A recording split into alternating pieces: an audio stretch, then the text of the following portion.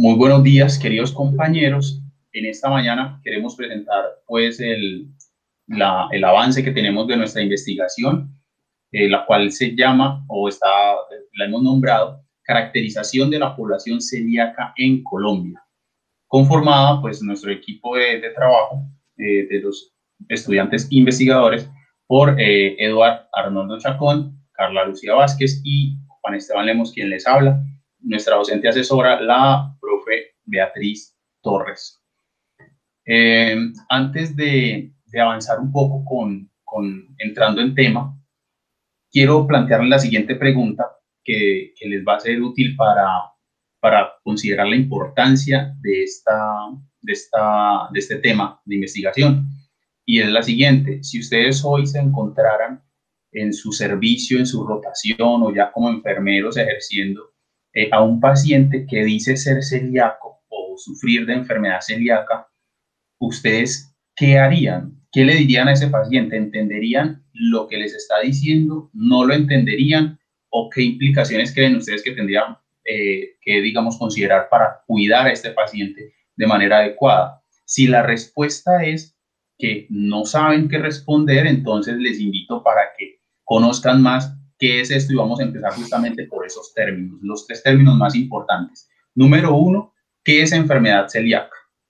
La enfermedad celíaca se define como una enteropatía, una enfermedad a la cual se tiene una predisposición genética para poder, digamos, sufrirla o que se logre desarrollar esta enfermedad, y está relacionada con la presencia de trigo en la dieta o de trigo junto con otros cereales como son la avena, la cebada y el centeno. Sin embargo, cuando se tiene la presencia de estos cereales en la dieta, lo que se genera es una respuesta autoinmune. Esta es una enfermedad autoinmune y eso es lo que genera en las personas que la padecen, los cuales se denominan celíacos, que es la persona que padece esta enfermedad.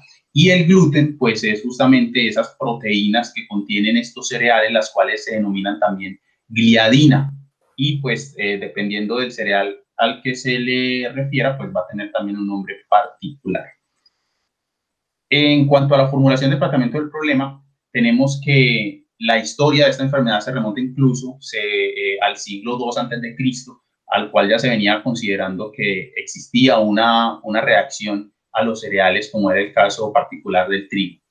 Adicional, las manifestaciones clínicas que se han conocido sobre esta enfermedad son muy graves. Dentro de ellas se puede contar el cáncer, incluso abortos recurrentes, la anemia, el sangrado intestinal, diarrea, estreñimiento, dermatitis herpetiforme y otra cantidad de enfermedades muy complejas que pueden sufrir las personas con enfermedad celíaca cuando consumen gluten en cualquiera de los alimentos que mencionamos o en cualquier producto que se elabore y que lo contenga. Adicional, respecto al diagnóstico, es importante mencionar que se realiza a través de tres pruebas principalmente, acompañados de la clínica de la sintomatología del paciente, y dentro de esas pruebas están: número uno, las pruebas serológicas, que pueden ser antitransglutaminasa tisular, también anticuerpos antiendomicio, que son un tipo de anticuerpos que se elevan con la presencia del gluten en la dieta cuando se genera la respuesta inmune, y se pueden determinar pues a través de estas serologías. También es importante la predisposición genética, la cual se determina a través de la identificación de los alelos de HLA-DQ2 y HLA-DQ8, que prácticamente identifican al 99% de los celíacos a nivel mundial, según los estudios. Y también está la biopsia duodeno-yeyunal, que se puede tomar pues a través de la colonoscopia. Esto, acompañado de la clínica, ayuda a que el diagnóstico se realice.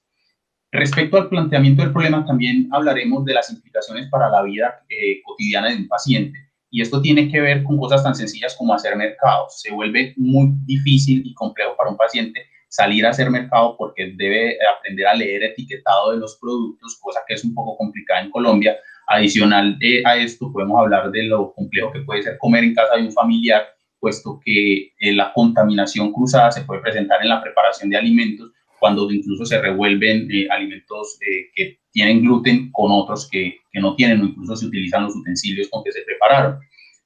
Para entender mejor esto, Paolo Catazzi nos plantea un modelo del iceberg el cual podemos ver en la imagen que se está presentando en este momento, en el cual se establece que por debajo del agua se encuentra mayormente lo que es la enfermedad celíaca silente y latente. Solo la punta que queda por fuera tienen la sintomatología clásica de esta enfermedad. Así que mayormente se desconoce las personas que padecen, que sufren esta enfermedad.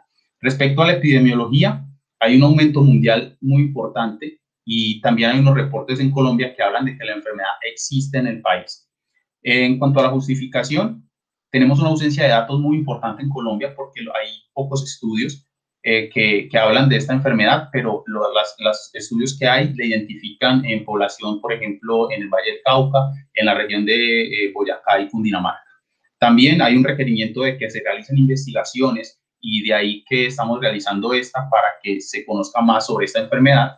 Adicional también es una enfermedad, como mencionamos, que viene en aumento en las últimas décadas a nivel mundial y en Colombia, por ejemplo, se cree que hay alrededor del 1%, como se ha identificado en otros países de Sudamérica. Esto contribuye a la toma de decisiones para poder identificar cuál es la población celíaca y cómo intervenir entonces para con la población y qué medidas se pueden tomar para mejorar las condiciones de vida. Va a continuar entonces nuestra compañera Carla Vázquez. Bueno, la pregunta de investigación que nosotros decidimos realizar era cuáles son las características de la población celíaca en Colombia.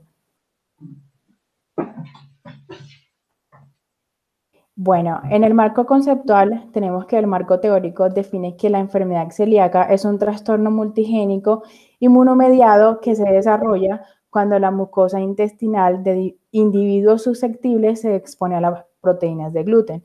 Un individuo debe estar genéticamente predispuesto a desarrollar este trastorno, como lo mencionó mi compañero Lemos. El agente causal es el gluten, que es el resultado de las proteínas que se encuentran naturalmente en la semilla de los cereales, que provienen de la familia de los Gramineae, su familia Poideae, especialmente las especies de la familia Triceae, tales como el trigo, la cebada y el centeno. La enfermedad celíaca tiene una prevalencia de 0,75 a 1% de la población general diagnosticada por la serología. Esta enfermedad se presenta tanto en niños como en adultos y en este último grupo la prevalencia del diagnóstico puede llegar al 0,48 de la población general. Se dice que es de 2 a 3 veces más comunes en mujeres que en hombres. Su relación va a decrecer luego de los 65 años. También hablamos de que hay unos factores ambientales que nos van a ayudar a desencadenar la enfermedad celíaca y entre ellos está la dieta. Por ejemplo, el gluten, que está presente en el trigo, como ya lo mencionó mi compañero, es utilizado también como genérico para referirse a las proteínas que desencadenan la enfermedad en general. Sin embargo, otras proteínas como las ordeínas, las ecalinas, que están presentes en la cebada y en el centeno, respectivamente también son ricas en glutamina y prolina, lo cual va a determinar que haya una difícil digestión en el tracto digestivo superior debido a la ausencia de enzimas con la actividad de la enzima prolil endopeptidasa. Y se dice que la digestión incompleta de estas proteínas va a conducir una acumulación de péptidos grandes de hasta 50 aminoácidos en el intestino delgado, lo que va a hacer que se desarrolle una enfermedad celíaca como la estamos presentando en estos momentos. Siguiente.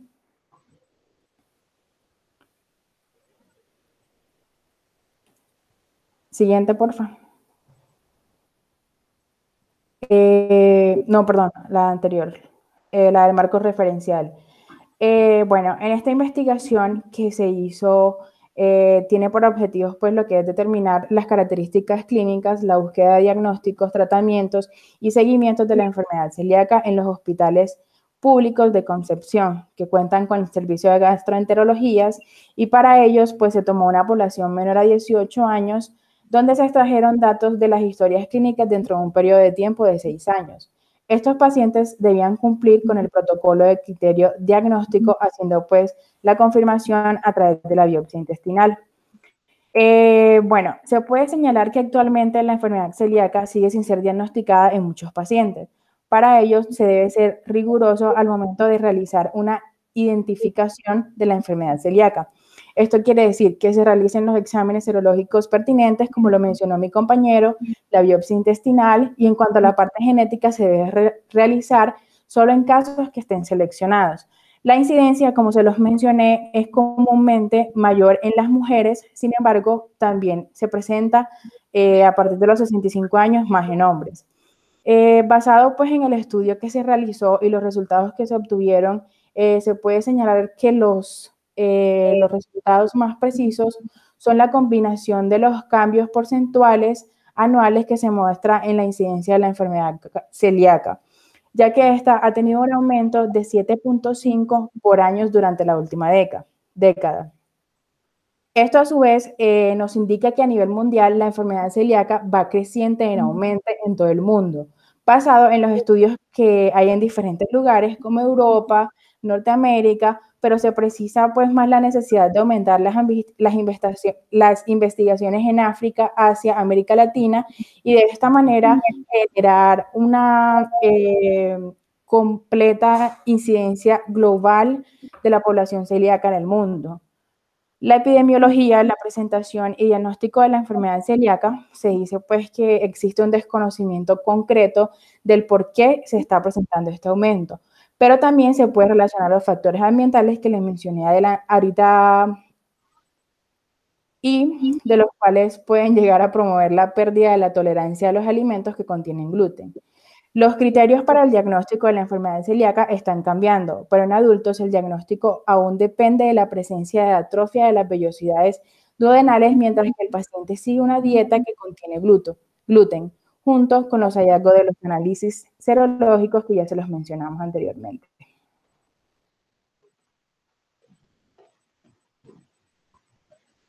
Ok, bueno, ahora vamos a hablar del marco legal. Básicamente, en este marco legal que se habló en este proyecto de investigación, se realizó desde un contexto internacional debido a que, pues, en nuestro país no existen unas políticas públicas o unas normas que, pues, hablen sobre esta enfermedad celíaca. Dentro de los países que tomamos son países del continente americano. Por ejemplo, tenemos algunos cercanos como la Argentina, que dentro de sus políticas públicas tiene una ley que es la 26.588, donde en el artículo 1 ellos dicen: declárese de interés nacional la atención médica, la investigación clínica y epidemiológica, la capacitación profesional en la detección temprana, diagnóstico, tratamiento de la enfermedad celíaca, su difusión y acceso a los alimentos libres de gluten. Vemos que la Argentina pues tiene una política pública acerca de esta enfermedad, al igual que en Centroamérica tenemos allí a Costa Rica, donde a través de una ley, también en su artículo, se basa casi en la misma política pública que tiene Argentina, que tiene como objetivo declarar de interés nacional la atención médica sobre la enfermedad celíaca, crear instrumentos para que el sector público pueda atender debidamente a las personas pues intolerantes a la ingesta de gluten. Algo interesante, pues, hablando del marco legal, es que, por ejemplo, ¿qué tienen estos países pues que no tenga Colombia? Pues realmente esos países tienen estas políticas públicas y pues en nuestro país no existe ninguna de ellas. Por ejemplo, Costa Rica tiene unos puntos bastante interesantes acerca de esta política en su país, donde dicta, donde por ejemplo allí en el punto número A podemos ver, dice que dictar la política pública que considere la enfermedad celíaca de interés público nacional dentro del sistema de salud pública, cosa pues que en Colombia no tenemos. Capacitar a los profesionales en ciencias médicas en la detección temprana de la enfermedad celíaca. Muchas veces hay un desconocimiento, y eso es lo que pues hemos estado viendo a través de las investigaciones, que en un gran porcentaje pues, de profesionales de la salud hay un desconocimiento acerca de esta enfermedad. Comunicar a la ciudadanía sobre los efectos negativos, desarrollar las campañas publicitarias relacionadas con las causas y los efectos de la enfermedad celíaca, determinar la cantidad de gluten de acuerdo a las cantidades establecidas por unidad de medida, o sea, los porcentajes en miligramos permitido o tolerado. Entonces ellos manejan unas políticas bastante interesantes, al igual que en este artículo 1 de nuestro hermano país de Venezuela, que también tiene una resolución que tiene por objetivo establecer las bases para garantizar la protección a la población celíaca. Y lo vuelvo a recalcar, cosa que pues en nuestro país no tenemos, por eso pues quizás dentro de nuestro marco legal no se incluyeron allí. ¿Qué hay en Colombia? En Colombia el registro sanitario INVIMA, en la subdirección de alimentos y bebidas alcohólicas con radicado número 12045550, habla de estudiar, evaluar y conceptuar sobre los criterios a tener en cuenta para declarar un producto como libre de gluten, teniendo en cuenta el parámetro de 20 partes por millón. La CEABA conceptúa que en productos que contengan un máximo de 20 miligramos kilogramos de gluten en el producto terminado pueden denominarse como libres o exentos de gluten. Bueno, entonces dentro del marco disciplinar, nosotros tomamos a la teorista Dorotea Elizabeth Oren, porque esta teorista habla sobre la teoría del déficit del autocuidado. Entonces, ella habla sobre que el autocuidado es una actividad aprendida por los individuos y orientada hacia un objetivo, y que es una conducta que existe en situaciones concretas de la vida, dirigidas a las personas hacia sí mismas y hacia su entorno. Entonces la pregunta es, bueno, ¿cómo nosotros podemos, por qué elegir esta teorista? Pues todo lo que conlleva lo que es la patología de esta enfermedad, todo lo que concierne al tratamiento, se basa en su gran mayoría al autocuidado. Después de que, por ejemplo, una persona logra ser diagnosticada como una persona celíaca, básicamente se basa en el autocuidado que ella puede tener. O sea, el tratamiento no es farmacológico, no es a través de especialistas, sino que básicamente depende de la misma persona. A la hora, como hablaba nuestro compañero Lemos, a la hora de ir a mercar, de comer, o sea, básicamente el tratamiento de esta enfermedad depende en casi un 100% del cuidado que la misma persona pueda tener sobre sí misma. Y por eso pues elige a esta teorista que nos parece pues espectacular que ya haya hablado sobre esto y se aplica pues a nuestro proyecto de investigación. Dentro de los objetivos en generales, en el punto número 3, tenemos como caracterizar a la población celíaca en Colombia. ¿Quiénes son? ¿Qué edad? En qué edades hay más personas con celiaquía? Demográficamente dónde están ubicados, qué estratos socioeconómicos tienen estas personas. Por ejemplo, una persona que es diagnosticada como celíaca, qué enfermedades las acompañan. Por ejemplo, de los artículos de investigación que hemos leído, algunas de las personas, un porcentaje alto de personas pues con enfermedad celíaca tienen asociadas a ellas enfermedades reumatoides, enfermedades como diabetes mellitus tipo 1, diferentes tipos de enfermedades. Entonces, ese es el objetivo general, poder caracterizar a esta población. ¿Y cómo lo vamos a hacer? Bueno, a través de estos objetivos específicos, como lo es elaborar un instrumento que permita recolectar datos sobre las características de la población celíaca, que podamos difundir este instrumento de manera masiva a través pues, de las redes o de los medios de comunicación a nivel Colombia, donde la población pueda diligenciar el instrumento y así poder conocer un poco más acerca de las características específicas de la población y por último, analizar la información y datos recolectados de la población colombiana. Entonces, básicamente, esos objetivos específicos son los que hicimos para poder lograr ese objetivo general, que es poder caracterizar a la población celíaca y a través de toda esta investigación poder traer un beneficio a las personas, a las personas que padecen pues esta enfermedad. Entonces, básicamente en eso se basa nuestro proyecto de investigación y bueno, agradecerles a ustedes por su tiempo y esperamos que si tienen alguna duda, alguna pregunta, pues aquí estamos para poder resolverlas también. Muchas gracias.